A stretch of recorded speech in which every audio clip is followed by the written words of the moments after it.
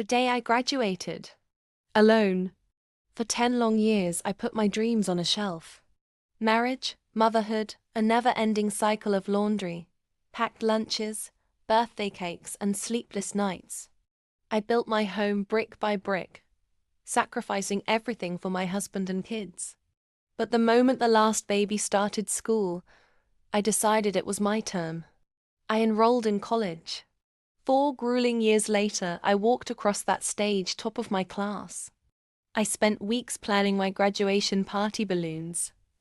Food, champagne, a playlist filled with songs that carried me through endless late-night study sessions. I pictured my husband and kids cheering, my family's eyes shining with pride. The big day came. I waited and waited. The tables sat perfectly set for 20, but not a single chair was filled. An hour later, I got my answer. A photo popped up on social media, my entire family smiling at my brother's barbecue. My husband was flipping burgers. My kids were playing in the background. Not one of them even called. I didn't cry, not that night. I cleaned up, boxed the untouched cake, and poured myself a glass of champagne. And while I sipped it, I started planning. The next morning, I hired an event company not to throw a new party, but to recreate one. I paid for actors to fill my living room, holding glasses, laughing, posing for pictures with me. I posted the photos online with the caption, "Last night was magical."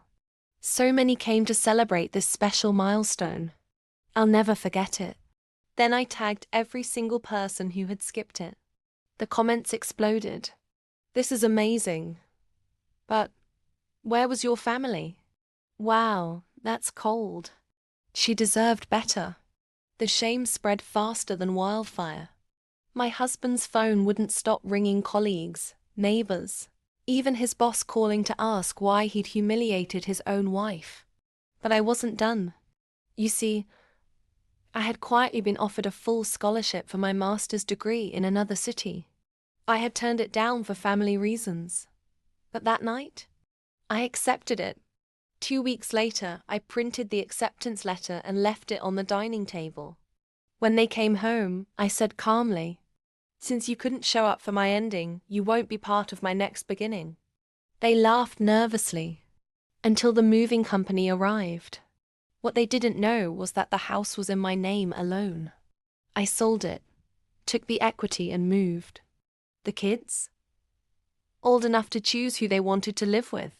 My husband thought they'd pick him, until they told him they were coming with me. He was left with nothing but a bad reputation and a half-empty house. Now, I'm in a new city, thriving in my master's program, surrounded by people who actually celebrate my wins. My family? They're still explaining to everyone why they didn't come to my graduation, and why I'm no longer in their lives. If this story gave you goosebumps, subscribe now. I've got more jaw-dropping revenge tales that will leave you speechless. The next one will hit even harder.